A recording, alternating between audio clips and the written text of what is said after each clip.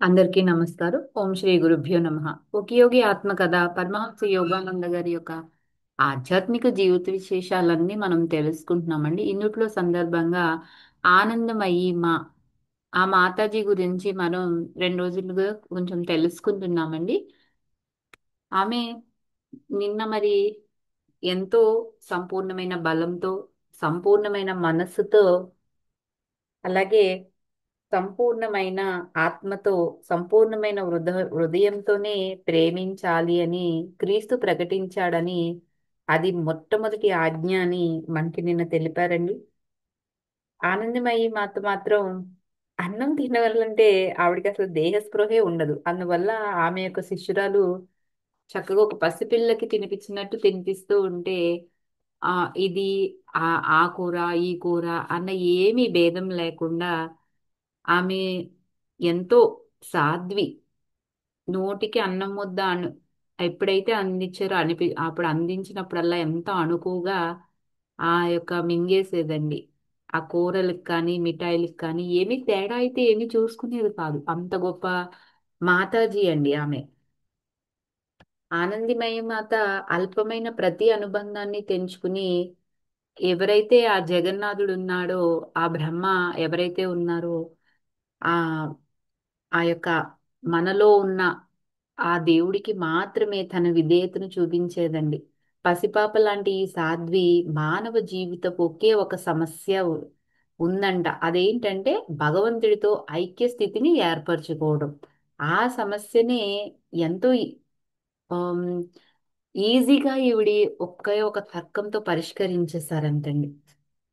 లక్ష లక్షల విషయాలతో పొగచూరిపోయిన ఆ శుద్ధ సరళత్వాన్ని మానవుడు మరిచిపోయాడంట. ఆ యొక్క దేవుళ్ళో ఐక్యమైపోవడం ఏదైతే ఉందో, దాన్ని మర్చిపోయాడంటండి ఈ మానవుడు. ఎన్నో లక్షల లక్షల విషయాలన్నిటినీ మన మనసు నుండి చుట్టేసుకుని ఉండడం వల్ల అసలైన ఆ స్థితిని మనం మర్చిపోయామంట. దేవుడి వల్ల అనన్యమైన ప్రేమను తిరస్కరించి ఎన్నో ప్రపంచ దేశాలన్నీ బాహ్యమైన ఔదార్యాల వల్ల ఆడంబరయుతమైన ఆధారంతో తమ నాస్తికతను కప్పిపుచ్చుకునే ప్రయత్నమే చేస్తున్నాయి కానీ వాళ్ళందరూ అయితే ఆస్తికత్వంలో అసలు లేరంట. మానవతా దృష్టితో చేసే ఉపకారాలు మనిషి దృష్టిని క్షణకాలం పాటు తన మీద నుంచి చూపు మరలించేటట్టు చేసేస్తాయంట. అందువల్ల అది మంచిదే కానీ మొదట ఆజ్ఞగా యేసుక్రీస్తు ప్రస్తావించిన జీవిత ప్రధాన బాధ్యత ఏవైందో దాని నుంచి అతనికి విముక్తి ప్రసాదించవు అని చెప్తున్నారు. తప్పించుకోవాలని చూస్తే మాత్రం మనకి విముక్తి అనేది దొరకదు. దేవుణ్ణి ప్రేమించాలన్న ఆ కర్తవ్యం ఏదైతే ఉందో తన ఏకైక సంరక్షకుడు ఉచితంగా ప్రసాదించిన గాలిని తొలి ఊపిరిగా మానవుడు తీసుకున్నప్పుడే ఏర్పడిపోయిందంటండి.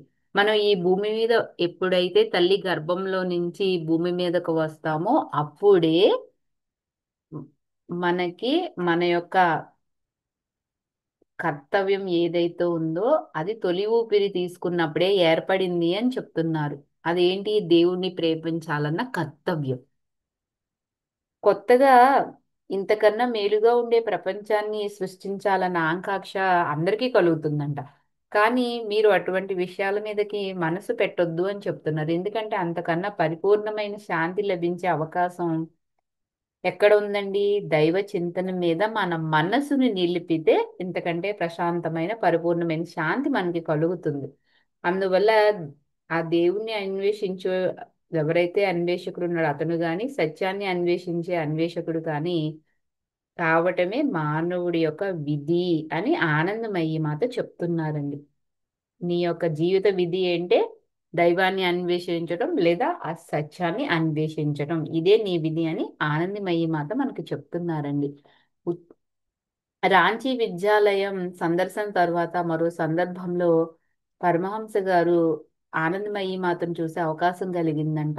కొన్ని నెలల తర్వాత ఆవిడండి శ్రీరాంపూర్ స్టేషన్ ప్లాట్ఫారం మీద తన శిష్య బృందంతో ఆ ట్రైన్ ఎక్కటానికి రైలు కోసం ఎదురు చూస్తూ ఉందంటండి.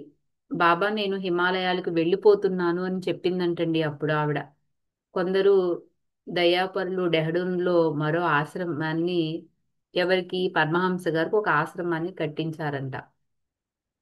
ఆవిడ బండి ఎక్కుతూ ఉండగా గుంపు మధ్యలో ఉన్న రైల్లో ఉన్నా కూడా విందు ఆరగిస్తున్నా మౌనంగా కూర్చుని ఉన్నా కూడా ఆమె కళ్ళు భగవంతుడి మీద నుంచి మళ్ళీ కావంటండి. అది చూసి పరమహంస గారు ఎంతో ముగ్ధుడైపోయారంట. ఆయనలో ఇప్పటికీ కూడా ఆ ఆ మాధుర్యం గల ఆమె కంఠస్వరం ప్రతిధ్వని వింటూనే ఉన్నారంటండి. చూడు అప్పుడు ఇప్పుడు కూడా ఆ నిత్యాత్మతో ఏకమై ఉండి నేను ఎప్పటికీ దాన్ని అని ఆమె చెప్పిందంటండి, ఆనందమయ్యి మాత. ఇప్పుడు ఒక నిరాహార యోగి ఉన్నారండి, ఆవిడెవరో తెలుసుకుందాము. ఒకరోజు పరమహంస గారు అలా నడుస్తున్నారండి. నడుస్తూ ఉంటే శ్రీ రైట్ గారిని పిలిచి మనం బయటికి వెళ్దాం, కార్ తీయమంటారు. అప్పుడు రైట్ గారు ఆ ఫోర్డ్ కార్ని నడుపుతున్నారు, డ్రైవింగ్ చేస్తున్నారండి. సరే ఈ ఉదయం మనం ఎక్కడికి వెళ్తున్నాం అని అడుగుతారు. రోడ్డు మీద నుంచి చూపు రైట్ గారు వెనక చూస్తూ పరమహంస గారు మెరిసే కళ్ళతో ఏంటి అన్నట్టు ప్రశ్నార్థకంగా చూస్తారండి. రోజు రోజుకి తాను బెంగాల్లో ఏ ప్రాంతంలో కనుక్కోబోతున్నాడో అతనికి బొత్తిగా తెలిసేది కాదంట. అంటే అదంతా బెంగాల్ కొత్త కదా రైట్ గారికి, ఎక్కడ ఉంటున్నారు ఏంటి ఆయనకి ఏం తెలుసండి. దేవుడు తెలిస్తే ఇప్పుడు మనం ప్రపంచంలో ఎనిమిదో వింతుంది అక్కడ చూడడానికి వెళ్దాం అంటారండి. పల్చని గాలి మట్టికే భోంచేసే ఒక యోగిని ఉందంటండి, ఆవిడ్ని చూడడానికి మనం వెళ్తున్నామని పరమహంస గారు చెప్తున్నారంట. ఆవిడ నిరాహార యోగిని. తెరీసా నాయమన్ చూసిన తర్వాత వింతలే వింతలే అని శ్రీ రైట్ గారు ఎంతో కుతూహలంగా నవ్వుకున్నాడంట. పైగా కారు వేగం కూడా పెంచుతాడండి ఆయన. అతని యాత్రా దినచర్య పుస్తకంలోకి, అంటే ఆయన రాసుకునే డైరీలోకి ఎక్కడానికి ఒక అసాధారణమైన ఆ యొక్క విషయాలు మరింత దొరకబోతుంది అని ఎంతో రైట్ గారు ఆనందించారండి. ఎందుకంటే ఆయన రాసుకునే డైరీ సామాన్య పర్యాటకుడు రాసే డైరీ కాదంట. రాంచీ విద్యాలయం దాటి అప్పటికే బయటకు వచ్చేస్తారు. ఈ రోజు సూర్యుడి కంటే ముందే వెళ్ళే మేల్కొన్నారంట, అంటే సూర్యోదయానికి ముందే లేచారండి. వీళ్ళ బృందంలో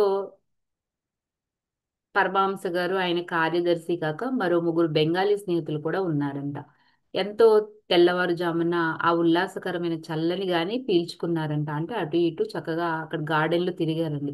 అది పొద్దుపూట దొరికే సహజ మధువు అని చెప్తున్నారు. వేకువజామునే పనులకు బయలుదేరే రైతులు ఉంటారు కదండి, వాళ్ళ మధ్య నుంచి రోడ్డు మీద మెల్లగా సాగే ఎడ్ల బండి మధ్య నుండి ఆ కారు వెలు చాలా మెలకువగా నడిపించారంట వాళ్ళ డ్రైవరు. అంటే పొద్దుటేమో రోడ్డు మీదకి వెళ్ళాడు. పల్లెటూరులో ఏమవుతుందండి, వాళ్ళు రైతులు తెల్లారగట్ల పొలాలకు వెళ్ళటానికి లెగుస్తారు కదా, అలాగే వాళ్ళ ఎడ్ల బండ్లు పొలాలకు వెళ్తానికి రోడ్డు మీదకి వస్తాయి కదా, అది చెప్తున్నారు. పెద్ద పెద్ద మూపురాలు కలిగిన ఆ బండెద్దులండి హారను ధ్వనితో చొచ్చుకు వచ్చే ఈ అపరిచిత వాహనానికి రోడ్డు మీద హక్కుని అంత సులువుగా ఇచ్చేవేమీ కాదంట. అంత హారన్ కొట్టినా కూడా ఆ ఎడ్ల బందులు, ఆ ఎడ్లు ఏవైతే ఉన్నాయో ఆ ఎడ్ల బండి కట్టున్న ఎడ్లు వీళ్ళకి రోడ్డు మీద దారి మాత్రం ఇచ్చేది కావు అని చెప్తున్నారు. రైట్ గారు ఇలా అడుగుతారండి, సార్ ఆ నిరాహార యోగి గురించి నాకు తెలుసుకోవాలని ఉందండి, చెప్తారా అని. ఆవిడ పేరు గిరిబాల అండి, ఆ నిరాహార యోగి. వీళ్ళ సహచరులకు ఆవిడ గురించి చాలా ఏళ్ల కిందటే స్థితిలాల్ నంది అనే పండితోత్తములు చెప్పగా విన్నారంట. ఆయన పరమహంస గారి తమ్ముడైన విష్ణుని చదువు చెప్పడానికి తరచుగా గడ్పార్ రోడ్లో వీళ్ళ వీధిలో ఉన్న ఆ ఇంటికి వస్తూ ఉండేవారంటండి. గిరిబాలను బాగా ఎరుగుదును అని చెప్పారంట ఆ స్థితిబాబు. ఆమె తిండి తినకుండా బతకటానికి ఆవిడ ఒక యోగ క్రియ సాధన చేస్తూ ఉండేదంటండి. ఇచ్చాపూర్ దగ్గరలో ఉన్న నవాబ్ గంజ్లో ఆ యొక్క ఈ మాస్టర్ ఎవరైతే ఉన్నారో వాళ్ళ పొరిగింట్లోనే ఉండేదంట. ఆవిడని సన్నిహితంగా పరిశీలించడానికి ఈయన ఒక పనిగా పెట్టుకున్నారంటండి. ఆవిడ ఏదైనా తిన్నట్టు కానీ తాగినట్టు కానీ ఆ మాస్టర్ గారికి ఎప్పుడూ కనిపించలేదంట. చివరికి ఈయన ఆసక్తి ఎంతగా పెరిగిందంటే ఈయన బడ్వాన్ మహారాజ్ దగ్గరికి వెళ్ళి ఒక పరీక్ష జరపమని అడిగాడంట. బడ్వాన్ మహారాజ్ ఎవరంటే రాజశ్రీ సర్ విజయ్ చందన్ మహతాబ్ అండి. అతను తర్వాత చనిపోయారు అనుకోండి. గిరిబాల విషయంలో ఆ మహారాజు జరిపించిన 3 పరీక్షలకు సంబంధించి లిఖిత ఆధారాలు కొంత ఆయన కుటుంబీకుల దగ్గర ఉండటం ఖాయము అని చెప్తున్నారు. మిగతాది రేపు తెలుసుకుందామండి. Thank you for watching. Like చేయండి, షేర్ చేయండి, మీ విలువైన అభిప్రాయాలన్నీ తెలియచేయండి. మరి ఎటువంటి పరీక్షలు పెట్టారు ఆ మహారాజు ఆ గిరిబాలకి మనం తెలుసుకుందామండి. మరి మనకి పరమహంస గారితో పాటు స్థితిబాబు గారు ఏం చెప్తున్నారో కూడా రేపు తెలుసుకుందాం. Thank you for watching.